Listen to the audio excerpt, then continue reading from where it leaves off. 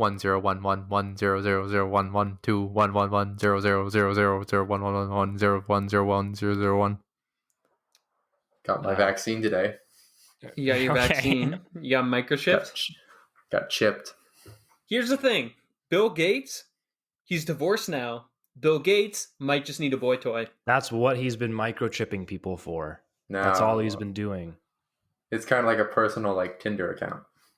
Mm-hmm. You can like, access it like whenever. He's like, okay, what's Joe in Ohio doing? What's Wendy in Sandusky doing? I'm Bill Gates's sloppy toppy sleeper agent. You know, he pings me and I run to his house and just instantly, you know, that's what they're for. I'm gonna have to say I don't think I know. Maybe the You're saying you know, but what do you mean? Maybe the Microsoft HoloLens technology got a little too realistic and Belinda just couldn't compete anymore with those virtual Microsoft babes. Bill, spend time with me, please. Melinda, I'm playing Fortnite on the HoloLens. I can't right now. It's too much. It's too good. It's got a new skin. They'd put that on there. The HoloLens, that what happened to that? That's completely gone. It's still in production. They have like a military contract. A military contract with like the U.S. military and a lot of when you're in the battlefield employees. when you shoot an insurgent, it gives you points and it displays it over their head when you shoot them. That's what the HoloLens does. It's like that one video I like watched a lot in like high school. It's like a future veteran grandpa. They're training the people to fight mechs with a VR. Right. They have like their Hatsune Miku. They're playing like Attack decals. They're playing Attack on Titan, the video game. Like, this is war, kids. This is what's going to happen. War. Yeah. War never changes. War never changes. And I don't remember this. I don't remember that type of... I don't remember this in history class. You don't? Well, technically this is the future, so... Unless you have something to tell us. If Mr. Papadopoulos came into class talking about Attack on Titan and the future of war, I think I'd probably leave the class. I like how he's saying this like he isn't like the biggest weeb ever. He probably would be. Our former high school teacher or Ethan? Ethan. But I am not. I've said this before and I'll say it again. I just don't like the animation in anime. Okay, because it's too choppy. The frames per second is not up to my speed. Wait, just 1 second before we continue. Hello and welcome back to episode 14 of the Mostly Mediocre podcast. We're so happy to have you back. We're in for an exciting summer season of podcasting. Weekly episodes. Weekly. Weekly, okay. I'm joined by my co-host, as always, Yash. Hi. How's everyone doing? And special returning guest, Ethan. Hello. It's the guy that's name starts with the letter E. Surprised we didn't dox him by accident with his last name. Social security number this time. Yeah, that'd be so terrible. Mm-hmm. I'd have eager fans waiting outside my house to strip me to my loins and kill me. Now, back to the topic of Ethan anime. I've heard Ethan has this specific interest in lasagna. No, we're not talking about this. We're going to go straight to the other subjects. I want to hear about the lasagna. No! Why would you do this? Well, it just seemed organic where... It's not organic! Ethan appreciates the arts. He appreciates the arts of all forms. I do. I am a man of the artists. And sometimes he just likes to tell me unprovoked that he enjoys certain funky numbers, which have led him to lasagna. It was somewhat provoked of illicit lasagna, of a sexual nature. It was. Henry, listen. Don't look surprised. I really don't know what you're talking about. Of course you fucking wouldn't, because no one knows what he's talking about. Well, there's a lot of people who do. Wait, illicit. No, let me take some guesses here. So we have illicit lasagna, some connection to numbers. The only thing my mind can think of is Garfield the cat, but I don't know if that's the right direction. No, it's Garfield the cat and Black Ops. Don't worry about it. Numbers it's Mason. not. No. None of this is true. Okay, before we either bin this bit or let it continue, Ethan, are you comfortable? What? Are you comfortable if we continue talking about this here? You can talk about anything. Then we could talk about you and this lasagna based cartoon format. Listen, I had read a, what do you even call it? A hentai? I don't know. I don't search this shit up constantly. Well, I read one and it contained lasagna, and I was thinking like this would be funny to share with Yash, and then I did. And then the next thing I know, fucking George and Chris are both researching on the internet like lasagna keywords. Where is it? What could it possibly be? And they're doing this for like hours, like trying to figure out what it is. And I'm like, first off, I don't remember what it was, the title or anything. Second off, I don't want anyone to know what it is. Well, here's the thing. He says this, but he told me pretty much unprovoked that he jacked off some hentai that had lasagna as like a big key factor. It wasn't like, a big key factor. It showed up in wait a second. I was like, okay, wait, what? Why? That was my first thing. And okay, let's say it was a bit. It was a joke. He just brings it up so much. He's like asking for the attention. No, I was not. I said it a week or two ago. He's like, haha, I'm drunk. Here's a little tip about the lasagna thing. No, and I'm like, what? This is the point of not talking. But I did because I explained it to you because you had your little research team going like, Googling all over the place, doing whatever. And I was like, you know what? I'm very drunk. I'm just gonna tell him. So this shuts it up. And then I said that, and I don't necessarily regret it, but I woke up the next morning and I was like, why the fuck did I send that as a message? Because I was very, very intoxicated. But you know what? That's neither here nor there. So if I could interject here, I want to go back to a little point that was talked about earlier. Yeah. Did you finish the lasagna? No. Was it a key factor within that process? If not for the lasagna. I mean, your webcam here shows as orange. And lasagna is orange. Because I don't have a webcam. Well, this could just be my affinity for the color orange. You can't demonstrably prove it. Stop saying Cards demonstrably. Fall where they do. Don't tell me to stop saying demonstrably, okay? I don't want to hear this. Let the cards fall in the bay. I want to talk about this more, but I feel like I don't want to talk about it more. I feel like the mystery is also the mystery is really a key factor. The mystery is a key factor. It's a chase. Yeah, it's like religion. The great lasagna caper of 2021. Speaking of religion, have you heard of Lee Gandhi? Oh, who's that? Who's Lee Gandhi? Lee Gandhi's nuts. I don't like that. I was like, is that really Gandhi's first name? Yeah, Mahatma Gandhi's first name is Lee. Robert E. Lee Gandhi. Did you ever hear that saying where it's like Muhammad is like the most popular first name and Lee is like the most popular last name? We get it. Yash super bad. Muhammad Lee is like a very uncommon name.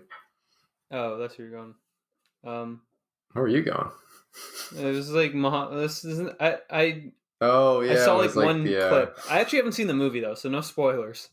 No, you're talking about the one where it's like that the guy with like the fake ID. What's his name? McLovin.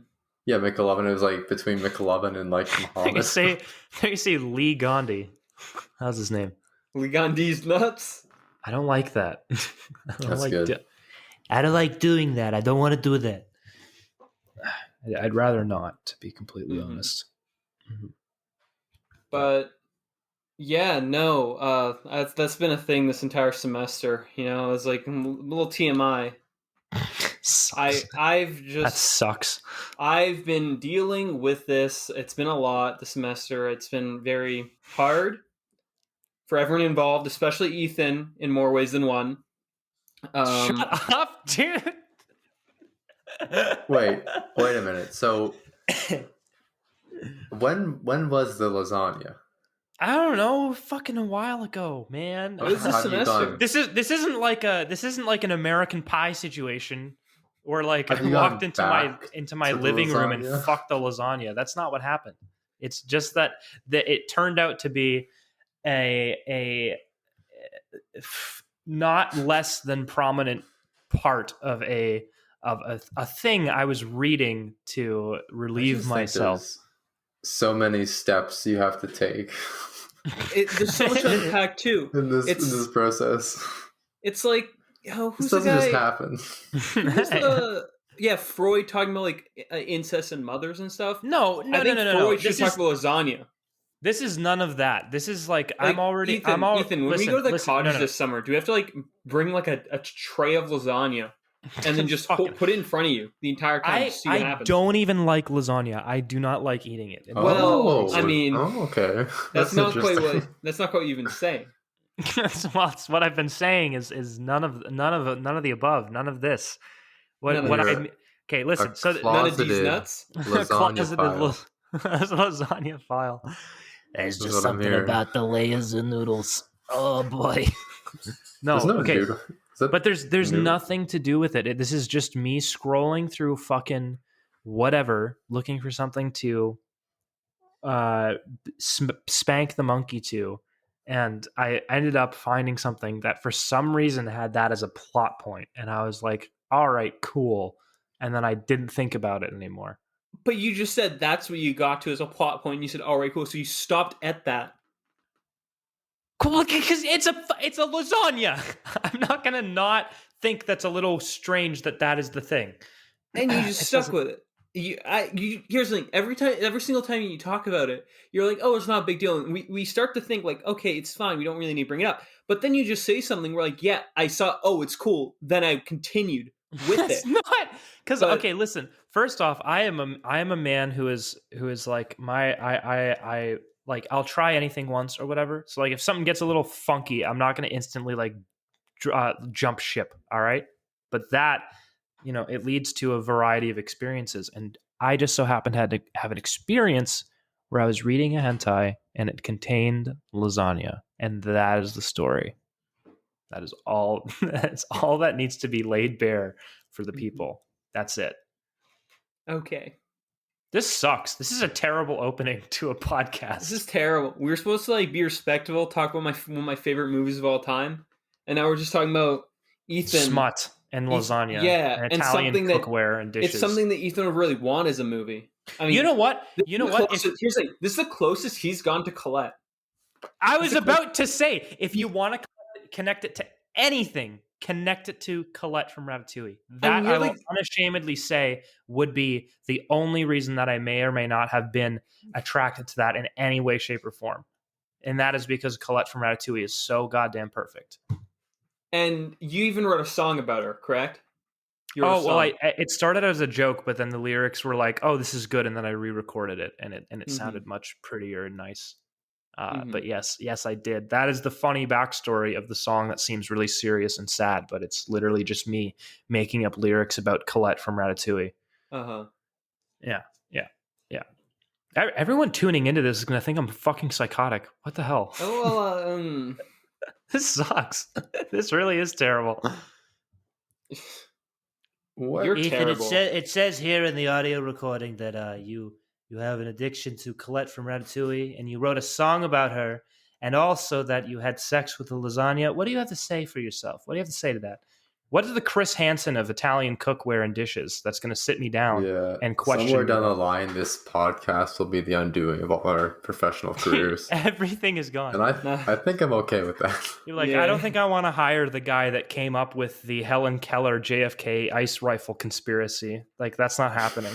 well, they're just a denier, you know? They're just a denier. a Helen Keller denier. Are you a Keller denialist, or are you a or a Keller Helen? Well, there's yeah, like it's the Keller. whole conspiracy theory. Like, let's not go back into Helen Keller or Helen Killer, as we call her. hallowed ground. And about, I think what we want to talk about today is film and the Film. medium by which Stories are um, told. some stories are told. Yeah, as we've we know, already other stories are told. We've already explored a graphic format topic of with storytelling. lasagna. So, you know, that's kind of the icebreaker here has been the fucking manga, as it were. Let's just call it that. Yeah, we're really gonna move past that because every minute that goes by, I've been seeing Ethan edging closer to his Joker moment. So you literally have. He even green said hair. you're terrible. He said you're terrible, and I had chills. Yeah, it's you know, to make it even more uncomfortable, I've been toying with a snub nose revolver this entire time. So, you know. I guess the good part of the virtual podcast and interview is like none of you are in immediate you can only danger. really use that. You can't use that on us. Yeah, exactly. We're safe. Yeah, now you just have to be anxious about your future. You have to go check, you know, like see if the car's running in the garage. Which one's worse? Is like an immediate sense of danger, or just like a long term? I have anxiety, of definitely doom. long term. I would be paranoid. That would break me down. I would just be a mess. Well, guess what, Ethan? I'm coming, and I'm not gonna stop. Well, Ethan doesn't stop when it comes to when it comes to what? What is it? Spit it out. being a really nice and engaging person to speak with on a daily basis, who follows his interests very closely. Thank you. Like these nuts. Okay. What movie are we going to talk about? We're okay. We're shifting gears. I want to preface this. I think like Ethan and Yash, you both are like good at analyzing film. Yeah. I've noticed in myself that if a movie is not like explicitly terrible and like you can tell it's a bad movie, I think all movies are good. I have like no nuance when it comes to like critiquing a film. Like I'll watch a movie and say, "Oh, that was good. I like that. It was well made." Yeah. And I'll check Rotten Tomatoes and it's like a 4%. But here's the thing. That's the thing though. Like, I think that no matter what, no movie is actually bad, except for a few, obviously. But like every movie, there's a different message that someone can get out of it, right? Mm-hmm. And I think that one of the film messages in general is like it's a lot about what you make of it. It's what you connect with, the themes that you extrapolate from it. You know? Yeah, like one of the things you can get from a bad movie is literally just like, what do I not do? So like I recently watched a terrible movie with Christina and Hayden, my roommates / tenants, I guess. At You my almost house. said roommates. My roommates, yeah, we were birthed from the same mother. But we watched this awful fucking movie, and it was a riot. It was very funny. So you can, first off, you can take humor from bad movies anyways, and then you can also just take lessons of like, wow, that is not how you tell a story. And also, they made a movie and it was terrible, so that means I could potentially make something great, right? Like that, there's many things you can take from that. So, That is so messed of you to like be putting filmmakers down. Like that, Shut up. To bring yourself up. That's really messed up. Yeah, okay. But and also I think it's good to have like not in a condescending way, but like a mediator of sorts of like, if, cuz you're saying that you don't have like that sense of nuance, and I'm using air quotations here, but like I'm way too picky with the films that I watch and like the TV shows that I consume. Like I'm probably much pickier than Yash. So we've got like tiers of pretentiousness here, which is good. Mm-hmm. Yeah. We got the writer. We got the IR major, so law major, I guess, pretty much glorified. And then we got the whatever Henry does. Whatever Henry does. What do I do? I've been business. It's kind of like made up. It's kind of made up. Henry's been managing the rat room in his house for months. Don't even act like that's not a noble pursuit, okay? Like, it takes years to foster that many small rodents. And here's the thing: it makes sense because it's been so long since like we've actually seen Henry. You know, last time I knew Henry, you're gonna like brew something. Henry never gonna brew something. Why is my major made up, but Ethan does like writing? Like he has to make things up. Here's the thing. Because mine's already just as useless. Don't come for me. But here's the thing. Ethan's putting something that's real into writing in a creative way. He wrote something for his mother dearest. Yeah, I did. What do you do, Henry? Tax fraud. I deal with numbers. We look at fraud. I mean, That's, you know what? That's a nice calming activity to do with your mother. Mm. Or terrifying and terrible because the IRA could be knocking at your door and you're looking at your own fraud. Did you So- say The IRA will Did you say not IRA? The International Revenue Agency? No.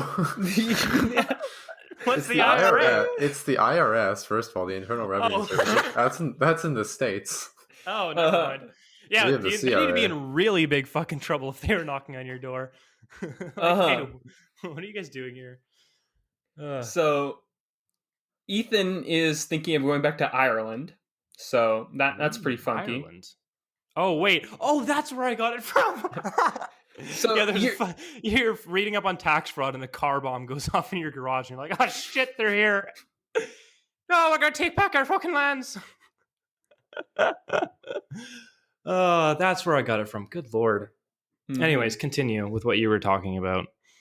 About so yeah, Henry, you're talking about you're not into the details per se. Yeah, it's like I can tell if a movie's like, I don't know, like if it's fun. Like I think like a lot of the Marvel movies, like I know they're fun. Like okay, there's explosions and there's good guys and there's bad guys. I get the story. The good guys are gonna win. I get that, right?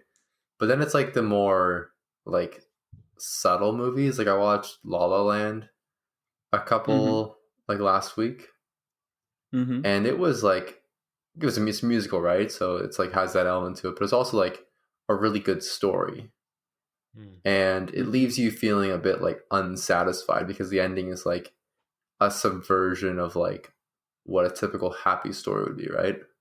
Mm-hmm. And so I wasn't sure what to think, like what was the message, right? And it does take time to like maybe if a message is like upfront and obvious, like is that the best thing to do for like a movie, or should like you have to think about it and like see what it means with you, like you're saying, Ethan, right? Mm-hmm. Yeah, I mean, there's differences, right? There's like this level of effectiveness, which is something that I've also been struggling with in my own writing.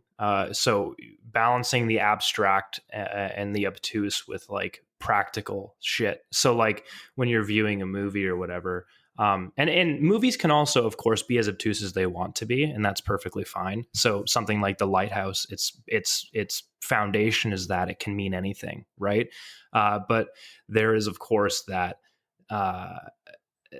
there's going to be like a gap with viewers of like, oh, I get what this is about, or this movie makes me think way after I'm watching it because it's like, you know, it instills that message into you very well. And then there are some that are just like so obtuse and abstract that you're just like, I don't know. I don't get it. And if you're not someone who would want to ruminate about a movie, you're probably not going to want to do that. So, you know, and I'd say maybe Taste of Cherry kind of falls within, it falls within, it's like, it's right on the fence of like, I don't know if I want to think about this too much afterwards. And also it does a really good job of just getting its point across practically. So, you know, there are, it's a spectrum. And it's interesting that you talk about The Lighthouse, because I guess like a difference between Taste of Cherry and The Lighthouse is there's a lot that happens in The Lighthouse, right? Yes. You have everything for these characters, like their backstories, that you have Robert Pattinson and the mermaid dog, like the mermaid like figurine and everything. Yeah. You have all these different events happening. There's so much that happens, so much conflict between the characters, and you just have to find something from that, right? Mm-hmm. Yeah, but then in Taste of Cherry, like one thing about the movie, it's very minimal, right? They don't have a backstory for Mr. Badi. In the case of Taste of Cherry, that's not something that's really the focus. That's not what's important to the story. The difference, like I found that where in something like Robert Eggers' films, like like The Lighthouse and The Witch, what he likes to do, he likes to create a world, a very specific world based on some sort of historical time period, and he's trying to bring you into that world.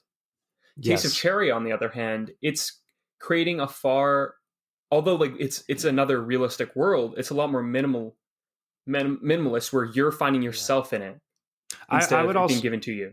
I would also say that it's a lot more conceptual. Like a lot of the cinematography pointed out to me that it's focusing more on a concept rather than a real location. Whereas in Robert Eggers' movies, the location is like it's imperative that you understand the location, the date and time, like what's happening, not necessarily to the like the exact number of like, you know, what day is it or whatever. That's even a thing that's brought up in the Lighthouse. But like knowing where you are is important. Whereas in Taste of Cherry, knowing where you are is not really what the movie's trying to say.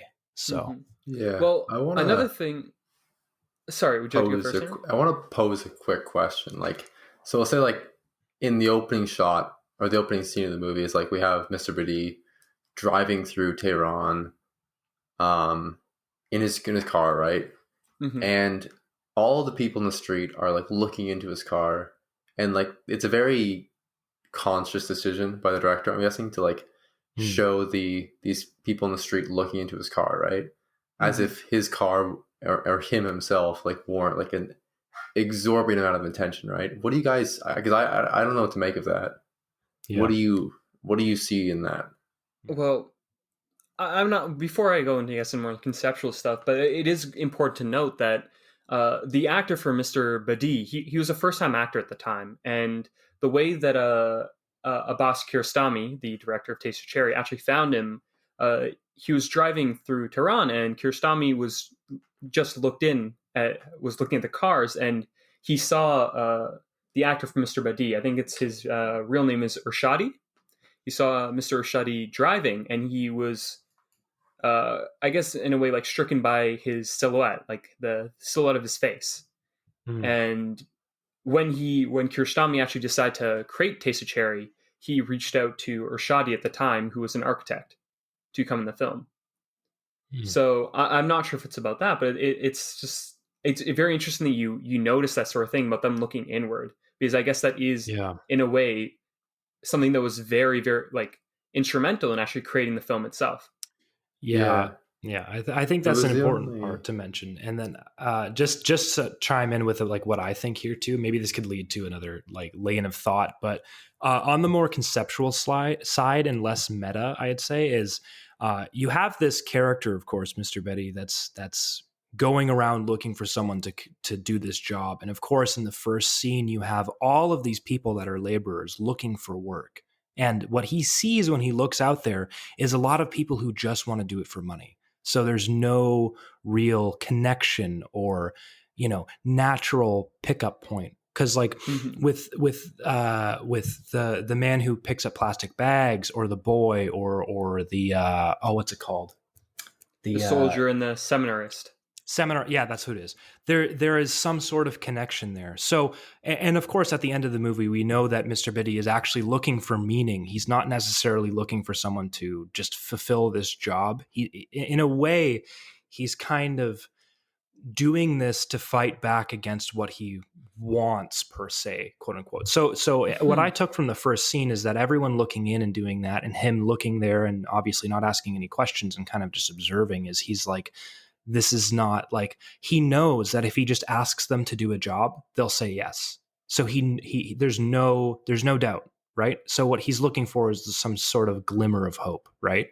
So that's what I took from it. Well, actually, I feel like I had a bit more of a differing interpretation of many of the interactions that Mr. Badi had with those he came with, because I think that it was in a way a bit more the other way around for me, where Mr. Badi, he just wants his job done, right? Like you see whenever he's speaking with all these different people of like different walks of life, he's at the very beginning, he's very domineering in the conversation. Yeah. He's very intrusive. Where it is when he goes to the man on the phone talking about the money problems, he's going there. He's trying to find someone who needs the money. That's the way I actually saw it, where he's trying to find a reason for them to actually help him do the job. And what I found, because I rewatched it just before this podcast as well, was that in every conversation, he starts off asking sort of niceties, like sort of meaningless sort of chatting. He does all that sort of stuff, asking where you're from, where you're going. He's trying to find a connection between himself and the other person. Yeah. But in a way, that connection is for them to help him. Because inevitably, in every single conversation he has, he goes to what they're doing, what they're going to be doing. There's a lot of stuff on time. When he's in the construction site with the watchman, and the watchman says that he can't leave. Mr. Buddy is very clearly trying to get to see if the watchman can actually help him and bury him after he commits suicide. Yeah. And the moment that the watchman says he can't leave, he moves on to the watchman's friend, the seminarist. Yeah. And the very interesting thing is that Mr. Badi, who's very domineering and controlling in all these conversations, he's trying to push them towards going with him to the tree, and then the pit he dug for himself. It's almost like Mr. Badi is starting a relationship. He's starting this sort of relationship. You think it'd be the start, but it's really just the end, right? Yeah. Yeah. He's opening all these doors, but by opening these doors, he's also closing them, right? Yeah. I mean, in a way, you could also look at it as like, I don't know, it's the strange contradiction of sometimes being a human being in the natural sense, I guess. Like, I don't know if you guys have ever experienced this, but like I've tried to casually hook up with someone before, but you have to kind of establish that relationship to really get a connection before you do something that you inevitably know is going to just end. And in doing so, that search for meaning, that search for a connection, so you can have that common ground, it's completely antithetical to the objective at hand, which, you know, that might be reading a little bit too deep into what's happening, but I think it makes sense, especially considering the laborer scene at the beginning. Because like, I think with what you've said, I don't think there's necessarily looking for that glimmer of hope, but rather the relationship and connection. Because, you know, in that first scene, he would have all these people willing to do this work, but they wouldn't give any, like, they don't care. They would just do it. Right. So that's kind of the hesitance maybe in the beginning. I found there was like the way he would express the job to the different sort of characters he encountered was different, right? Like for the first sort of major one, like the soldier, right? The young conscripted soldier, like he would say, like, it's going to be this or that, right? Like either you'll find me, you'll wake me up, or you'll shovel the 20 spadefuls of dirt onto me, right? Yeah. But with other people, I'm pretty sure he would just say, you'll come and you'll just bury me, right? Yeah. And I thought that was really interesting, like how, and even at the end with like the history, the taxidermist museum, the taxidermist, like how he left, you know, the guy agreed to it, right? The taxidermist to the job at hand, right? And then he came back, like Mr. Bidi. He rushed back as fast as he could. Like, he wasn't in a rush, right? There were still hours of daylight left, right? And he rushed back to see him. He's tapping on the glass. He's very determined to see him, right? And all he says is like, just to finish, like he just says like, just make sure you throw some rocks at me, right? Yeah, to make sure this he like wakes up. Motion, this like energy, but it's all for like this very minor point, right? And it's like the entire time when he came back, I thought that maybe something the taxidermist had said actually gone to him, that actually stuck with him. And I'm thinking he's gonna want to sit down and talk to the taxidermist more, and then he's just asking to just make sure he's dead. And at the same time, it seems like maybe he's second guessing himself whether he wants to come out, just throw the rock at me, it'll wake me up, that sort of thing, right? Yeah. But it's like in that moment when he said, "Throw those 2 stones at me," like the face of the taxidermist, you can see it just sort of falls, right? Like he knows that it wasn't what we really expected. We expected him to change, right? That's, I guess, what we wanted. And when he says 2 stones aren't enough, I'll throw 3. I guess that's when it really just stuck with me. But, yeah.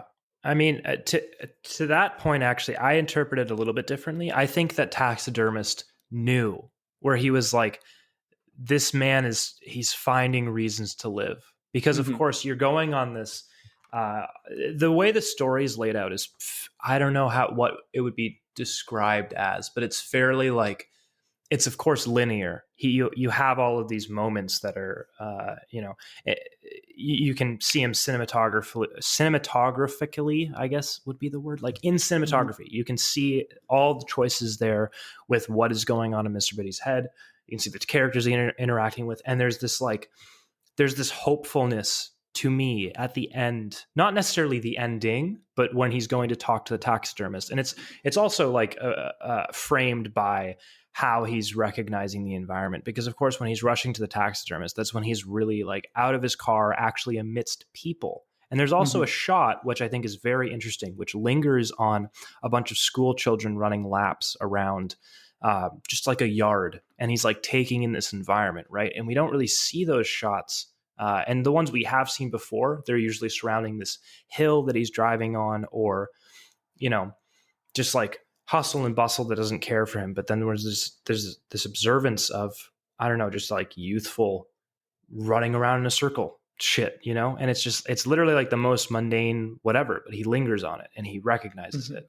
And I don't know, that coupled with his insistence that you need to make sure that I'm dead, you know, rather than like just bury me. It's like he's figuring out that I don't think he necessarily wants to commit suicide, but that he wants to find a reason here. And like he's being convinced almost by what he has said and then what he's witnessing around him. Even though, of course, the ending, he does still go follow through with what he's going to do. There's more hope there, I think. That he actually did stay up. Because I like what you said, because like what you said about the boring stuff, like I guess the movie in what it does, it's very banal. It's really showing the banality of life, right? Yeah. And although the movie, it's about like the first thing you think about, it's about, oh, Mr. Badi wants to commit suicide. It has to be a dark movie, right? But I'd say that the movie in itself is more, if anything, a celebration of life, right? Yeah. Oh, absolutely. Because it's all about, when in all his interactions, there's the little, you can see like kindness of people in a way. Yes. Yeah. That's right. That is highlighted at the beginning before he actually finds the I think the soldier. Before he finds him, that is highlighted right at the beginning. Because well, not quite part of the point I was going with, but it was like where, like my thing is like where he was offering the money, right? He wants to be, he's thinking he's being nice by offering. He's giving purpose to the soldier, right? He's giving if by giving this money he makes the soldier's life easier. He's thinking by giving this money to the seminarist can pay for a school. But then when he gets to the taxidermist really needs the money for his sick daughter. The taxidermist is adamant that I won't take your money until the job is done, right? Yeah. In that moment, he in a way loses his purpose, right? He sees this as a sort of exchange between people, but by the end, he really realizes that in this exchange there's a give and a take, but he also has to take, right? Because you mentioned earlier about the cinematography, and throughout the entire movie, they focus on the flow of the conversation between the two people, between the Badi who's driving and his passenger, again and again and again. And although in the beginning, Mr. Badi is most definitely the one in control, he's the focus of the entire story in the beginning. Yeah, it's very interesting that you don't see Mr. Bagheri's face. That's the taxidermist's name. You don't see his face, but then when you do, it sticks on him, right? Mr. Badi's silent. You're only focusing on the taxidermist, right? Mr. Badi he's been giving so much, right? He's been giving all these orders, telling people what he wants to do, what they need to do. But now the taxidermist is sort of pushing back and telling Mr. Badi what he needs to do in return.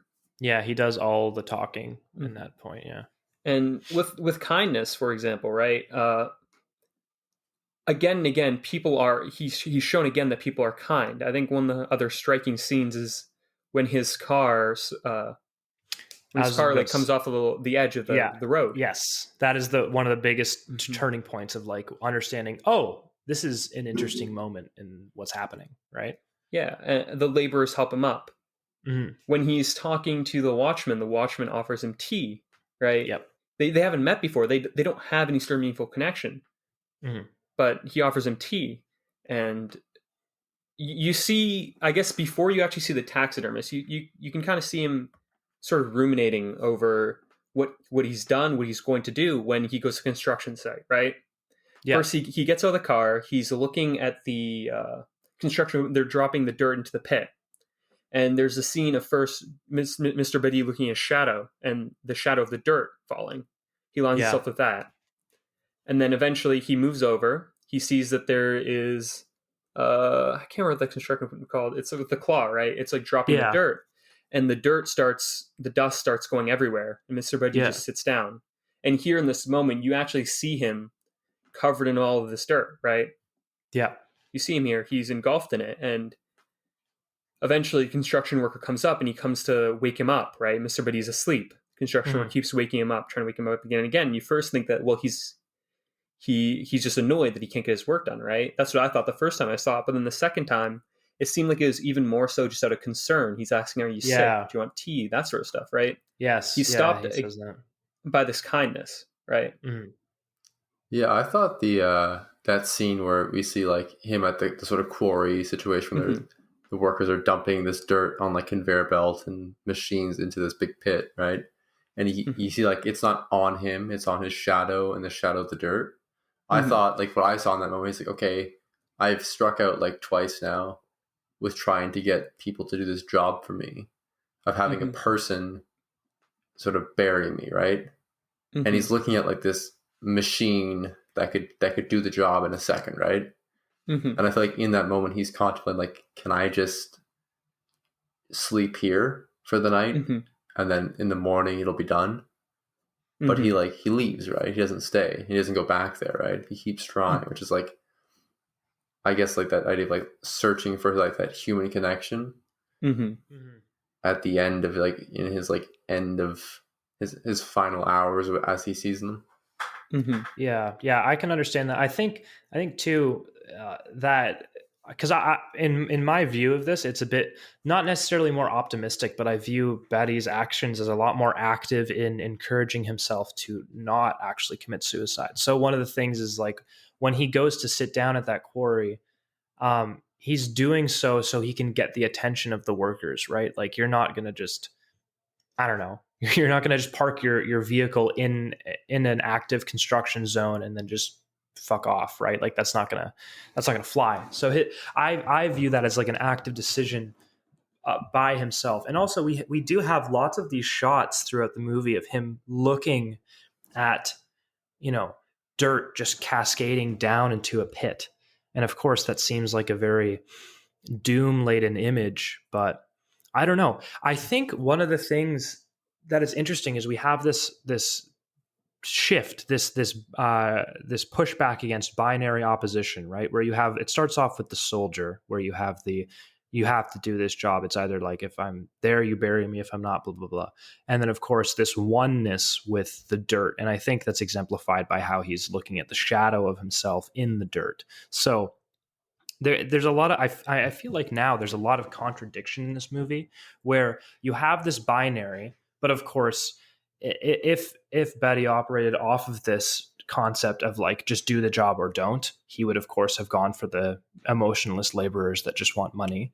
But there is this want for that break out of the binary opposition, right? And then of course, as it goes on, after you have gone through this journey with him and you're being exposed more and more to the world, you're taken out of the car, you're seeing more life, rather than having this contrast of the claustrophobia of the car and then just this really desolate area that he's in. You have a lot more life and a lot more nuance to what's going on and a lot more action, and even boiling down to the way characters interact. You have him speaking with one character at a time, and then it turns into him running through crowds and then witnessing other people. So it's like, I don't know. I feel like there's this want to be broken out of this binary. So that could be another thing.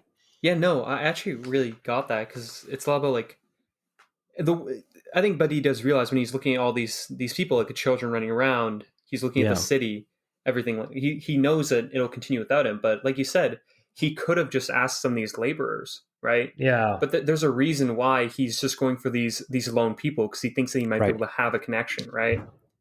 But I think he even recognizes that he can't even rely on these laborers, because in the beginning they're coming to him, asking him if he needs laborers. But then later, when he's on the cliffside, and like I said, his wheel gets stuck, the laborers still help him don't ask for anything. They just come help. And it shows the face of all the laborers smiling, sort of singing. I think they might have been making laughing at it. I'm not quite sure, because obviously this movie's in it's a foreign film, and I think is the language Farsi. I have Farsi, no right? idea. I had the same problem. I was trying It's to in explain. Iran. Yeah. I was just gonna say it's a foreign film because I don't know the language. But he does talk to people from like Afghanistan and like the Kurdistan region. So I'm guessing it's Farsi though. Yeah. Yeah, but like that's the sort of thing, right? Like it's a lot about just belief for Mr. Badi. Because another thing you can really look at is the soldier and the seminarist, right? They're both very young, and they're a lot of like what they do, they're taking in the systems that are around them, right? The soldier lives by his, well, yeah, he was drafted, but he's really taking in this system where he's conforming to militarism, right? Yeah. The seminarist, he's really obeying this higher power. That's what he finds belief in, right? Right. They're both young, they're both taking in, they're both learning. But when you get to the actual taxidermist, he's a teacher, right? He's teaching in a museum. He's gone through the same situation Mr. Badi was in. But in the case of the other two, the taxidermist isn't really focused as much on the future. He's more focused on the past, right? Yeah. And I think another important point, just kind of like bookending the actual whole movie here, you have the first interaction, right, with the man who's too busy, and he's, walks back to his shop. He was on the phone, and that's where Mr. Betty, drives by and asks him about this, and he's like, no, I have to go to work. I'm too busy, blah, blah, blah. And of course, looking at that, you're like, oh, it's just someone who doesn't even have time to talk. And then he goes to visit the guy who's picking up plastic bags in the quarry, and like, it seems like a bit more meaningful work, but it's still just this kind of empty existence, possibly, right? And then you also have the soldier and blah, blah, blah. It goes up and up all the way. But at the end, around the end, he actually is asked to take a picture of the first guy and his wife or his girlfriend. And it's like kind of just hitting you with like, hey, this dude's got a life. Like there's more to it than just him working.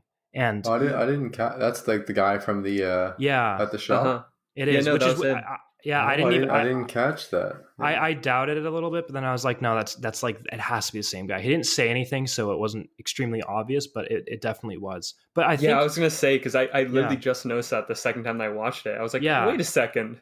It is, right? And again, this is why I'm drawn to this idea of pulling apart the binary, because we're given this claustrophobic and very I don't know how to say it, maybe narrow-minded perspective of what this life is around here, of course, because you're stuck in the car with Mr. Badi for so much of the movie, right? And you're just seeing through his eyes of what's happening. So when you're getting these snapshots of people, you're only getting the very basic information. Like, this guy's too busy. This guy's collecting plastic bags for his family. This kid's a soldier who has to go back. This guy's a security guard. This dude's a seminarist. This dude's a taxidermist. Blah, blah, blah, blah, blah. It goes on and on. But like, they're all very one-dimensional. But then as soon as he is out of the car and chasing these things down, you're instantly let loose into the world of, that is more than just your job, your label or whatever. And like, there's a lot more nuance to it, of course. Like, as you pointed out, this, like, the security guard obviously declines his offer and offers him tea instead, which is, uncharacteristic of what, you'd think a watch guard would do. So there's obviously like the blurring of the lines within his perspective there, but I don't think he notices it until the moment where he's outside of his car chasing out the taxidermist and also taking pictures of that couple.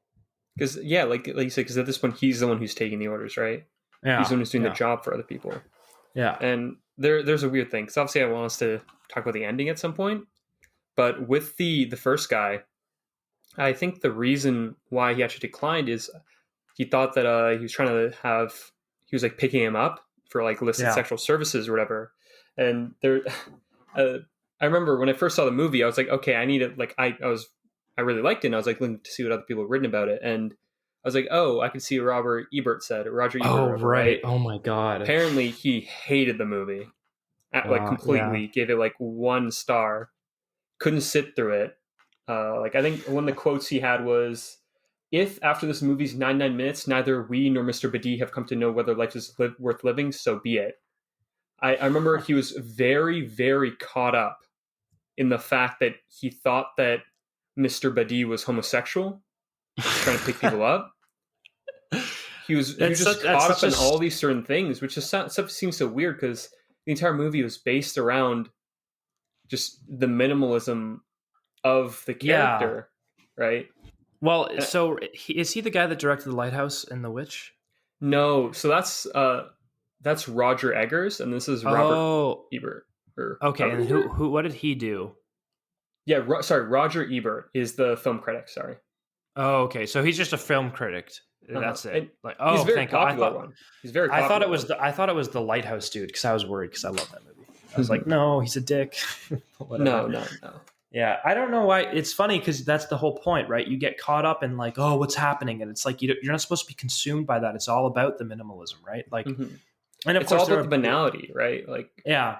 And it's funny having filmic opposites to that. Like, I watched Uncut Gems and I was stressed the fuck out the whole time. And then I watched Taste of Cherry and I was like, I also had CBD oil and melatonin. So I was like ready for bed. But like I was watching it and I was just like super chilled out, like, taking it in and like trying to pick apart exactly what was happening. And I think that's the benefit of minimalism, right? Is like that all of these things are exact choices. Like there's an exactness to minimalism. And I think it's also emblematic of Mr. Biddy's character in general, because of course he has this exact, picture of what needs to happen in mind. And of course that gets broken down over the film. But yeah, like 20 spadefuls. Yeah. That's all he wants. Yeah, exactly. Yeah. So one thing I noticed and I thought about it a bit was like the question about like where are you from, or like the nationality of these like other characters, like you have like the Kurdish soldier, like the guy from Afghanistan, the guard, and the seminarist was from Afghanistan. I don't know where the taxidermist was from, but like it's all about like where are you from, will you go back, right? We never like learn really. We hear a bit about where Mr. Biddy is from. Yeah. Like when he's talking to one of the characters, but it's not like it's a single sentence. Yeah, he talks to the taxidermist. I think so. Like well. when he was talking about, he's like, yeah, something like that. When he was asked like if he was from there as well. Yeah, and the taxidermist also, it tells a joke, and he's like, "Are you from here?" And he's like, "Okay, good, because this would be offensive if you were." Yeah. So there's that inversion, that flip of what's happening. I feel like there's, I guess I don't know if this is the proper word. It's like a volta around the construction site where he goes to, when he looks at his own shadow, when he's literally looking at himself and reflecting at literally the dark part of himself. There is that change, right? Like after that, the movie has a shift. So I think that might also play into why it seems a bit dull, because before that shift, he's of course just trying the same thing over and over again. And then once he looks at himself, he's like, okay, I got to do something a bit different. Maybe he doesn't realize he has to do something a bit different, but it's woken up by the taxidermist. But I don't know. There's so much at play. Like even the age of the people that he's talking to as they grow up and become wiser. And then when he's having that communicated to him.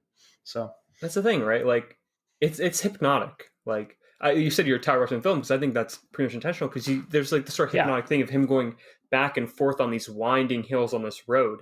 You're being lulled into sleep. Like Mr. Badi wants to be lulled into sleep by eating all those pills, right? Like he does in the actual in the quarry or whatever. He's lulled to sleep, but when he wakes up again, you just see the taxidermist. He's just I think that when the taxidermist comes up, that's one of my favorite times. Like his entire all his monologue, just talking, droning again and again and again, where he's trying to make him wake up, right? Yeah. And there's so many parallels with the taxidermist story and with Mr. Badi himself. A taxidermist, when he's talking about hanging himself, he says that he tried once, failed, tried again, failed. And on the third time, when he was trying to tie the rope, he I think it was he Felt something accidentally soft in his hand. Yeah, he felt something soft in his hand, then had those mulberries.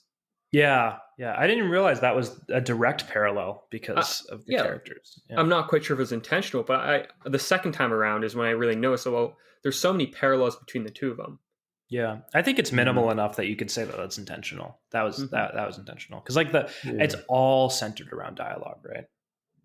What do you think about the ending itself? Because like obviously like what we expect, at least from my perspective, is like we want Mr. B to be saved, right? We want him to not do this thing. We want like him to survive and to prevail, right? But that's not what he does. We don't know what happens to him, but we know what he does is what he said he was going to do at the start of the movie, right? Or what he planned to do, right? Yeah. So for him, we don't really see a change, but we know there has been a change of some kind, right? I think. Yeah. Do you want to go? Sure. It's just something small. Like when you're saying that he has a change, like he does sit, he does look at the surroundings of the city, like the taxidermist said he sat on a tree and looked at the sunset, right? He does the exact same thing. I guess like there's a change because he's doesn't quite close his eyes, right? His eyes are open, he's staring up at the sky. Yeah. I don't know. Do we even see him take all of the sleeping pills, or is it just implied by the silhouette in his apartment or house? Because I never really saw him take a bunch. Like he just looked like he took one or two or something like that. So I don't know.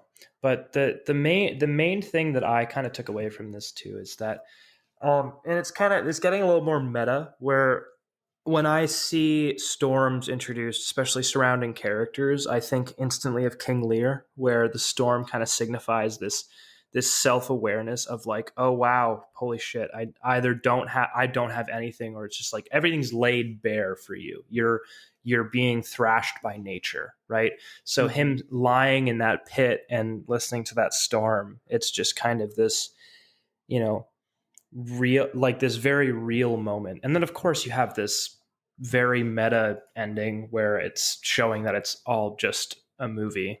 But I don't know, even then I feel like, I don't know, that could be interpreted as like some sort of vision he has in his death throes if he does in fact die, or it could be what he's envisioning this all is, et cetera, or it could just be simply, hey, it's just a movie. So it's a lot of stuff you can take from that. I know a lot of people were really taken aback by the ending and didn't really like it. And apparently, I did a little looking. That apparently that's something that Kiarostami does a lot. Kiarostami does make very meta, very real movies. There's another trilogy of his that I've really been inspired to watch after watching this movie called the Coker Trilogy. And it's based around a village in northern Iran called Coker. And one of the first movies is Where's My Friend's House? And it follows these children. But after there is an earthquake in Iran, he makes two movies afterward where it's very meta in the fact that he's going to try and find those same child actors and see if they're okay, if they lived, right? Oh God. It's like a subject of life. Like a lot of what he does is meta in that sort of way.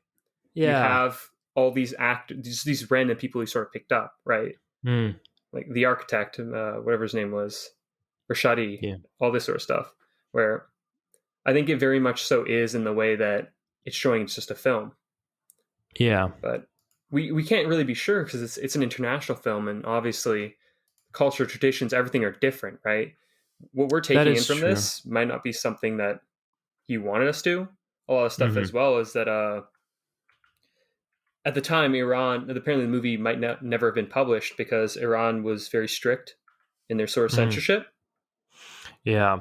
And obviously, like the senator said, the suicide wasn't something really permitted by Islam. So, right.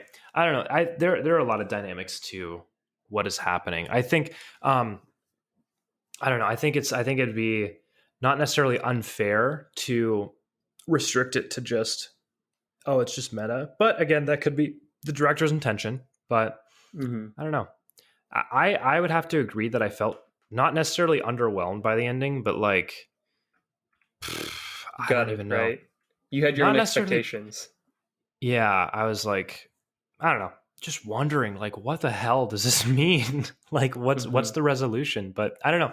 Again, it's a bunch of subversion of binaries, right? And a binary is also in storytelling itself, where you either have a good ending or a bad ending. So subversion of that is, you know, that is fine with the thesis of the movie. So Yeah, I'm okay. I with it. wonder if you say like Kiarostami does sort of meta films, right? There's no resolution for Mr. Body in the film, so why should us as the audience get a resolution, right? Yeah. And there's like that parallel, like how we should feel watching and how the characters in the film feel, right? Yeah, I feel like that's fair. really Even to like the character. Yeah, Uh-huh. that's something that I don't know. I think people don't take into account with storytelling sometimes. And I think that's why this movie, like initially when I watched it, I was like, part of me was like, why the hell am I watching this? And the other part of me was like, oh, this is pretty cool, and it has some good things to say. And I think now I have this newfound respect for it, where it's like this, the storyteller is really taking these characters seriously and the stories that the characters are supposed to tell, even if they're not necessarily characters, which is revealed to us. It's supposed to be like, that's just what happens sometimes. It's not resolved or blah, blah, blah. But at the same time, it's following this, I'm using air quotes again, but strict storytelling. Like it's linear, but I don't know. It's cool. I love movies that use tropes in a really good way and then subvert the hell out of them. So, yeah, no. I guess we'll never really know what really happened to Mr. Buddy. Yeah. But I'd say that's a good thing, It is. It definitely is. Yeah. But yeah, no, that got very serious very quickly. It did. It went from lasagna to like Ethan jacking it to lasagna to, well, maybe Mr. Buddy killed himself. We can never really be sure. Demonstrably prove it. Yeah, I think it was a good change of pace, like from our other sort of episodes we've done. And I did enjoy this though. This is a lot of fun. Yeah, this was hopefully like a nice leisurely drive. Yeah, right? We'll pick a film down the road. Like maybe something a bit more jokey. Even we do that Sharknado watch-a-thon we wanted. Yeah, I'd say either that or like fucking the Final Destination. I was gonna say The Lobster, not The Lobster. The Lighthouse. The Lighthouse has so much to talk about because it's so nuts, just crazy. But have you seen The Lighthouse, Henry? Yeah, I have. Yeah, it was good. Oh, okay. Yeah, I was wondering. Yeah, that movie's wacky. Yeah, Defoe did a great job in that. So did Pattinson. I love both of them. After I saw that, I was like, these are dudes that I want to like have on my radar for other stuff they're in soon or what they were in. So yeah. Did you've seen a lot of, you like Wes Anderson, right? Yes. Yeah, Defoe was good in Grand Budapest Hotel. Oh yeah. Oh, I gotta rewatch that again. That's such a good movie. And French Dispatch coming out has so many people. Yeah. No, I was gonna say, with The Lighthouse, Henry, I think it's very interesting that I guess you said you like them in the film, because I feel like it was very similar to us when we'd be reciting the Hairy Ape, very physical, quarreling, I think classic Hairy Ape. We're coming to blows, some might say. Dude. There's only room for one of us. I wish I got more into reading that particular play. You still can. I still can go read it. That is true. I probably have it on my phone, to be honest. I don't know. I recently read, I mean, we won't go too much longer. I recently read like the Communist Manifesto. I was literally just starting to read it the other day, just to get an idea know what's of going on. And I think like the background of like, 20s, like the Soviet Union was just been in its throes of civil war and forming, right? Yeah. Like the background that plays for like American workers and stuff. I think it's interesting, right? Because it's so a lot of context is lost when you watch a movie or a film or a book or a play outside of its period. Yes, absolutely. That's one thing that I got really upset about and texted or sent a message on Discord to Yash today, was that I was listening to this because my parents are like into Jordan Peterson, and I was like, sure, I'll give him a shot, because probably half the shit that's said about him is not real or whatever, or like overblown. And I was like listening to his stuff, and I was like, yeah, whatever. I listened to a debate with him and Slavoj Žižek, and I've been getting into Žižek recently, and Žižek is fucking hilarious. And I was like, he says some interesting stuff about the Communist Manifesto. And then I was like, why am I listening to this guy? I can just read it. Like, I can read it. I can go look at the bill that he got mad at in the past where he made videos about PC culture. And it's like, I can just go read the stuff that he's talking about rather than listening to his interpretation, because sometimes the people's interpretations are just wrong. I know, mind blowing, right? But like, yeah, that's what drew me to reading a bit of the Communist Manifesto, because I was like, what are people talking about? Because I feel like half the people, or more than half, including me, who talk about it in a flippant way, just don't even know what it is, right? So, And so like even it's not even that they're wrong. Like you and I, we both had differing interpretations, like money and like why he's talking to like all these different people for his taste specifically. It's like you really just gotta like look into yourself and see what you're getting out of this. Absolutely. One thing, Henry, you said 1920s. You know, the Communist Manifesto was written in 1848, right? I was referring to Harry Ape. Oh, Harry Ape, but they're talking about that's just no, I was like, I know it was written in the 1860s, 1870s. Yeah, I've got Capital on my desk here, but it's a very thick book. Yeah. So I know I have a book for you who have to drop off once again. Yeah, that's true. What book are you giving him? Name of the Wind, Patrick Rothfuss. Yeah. Patrick Warburton. Classic. All right, I think we are going to wrap here for a very unique episode. Hopefully we'll do it again, but probably next one will be some goofs and gaffs and a whole lot of laughs. So thank you for joining us. It's a very Please watch A Taste of Cherry. Yeah, it's on YouTube. It's on YouTube, full film. Yeah. That was the best part about it for me. Was it by was Abbas perfectly free. Kiarostami. Good film. Won the 1997 Palme d'Or at the Cannes Film Festival. All right. Thank you. And goodbye. Bye. Bebe.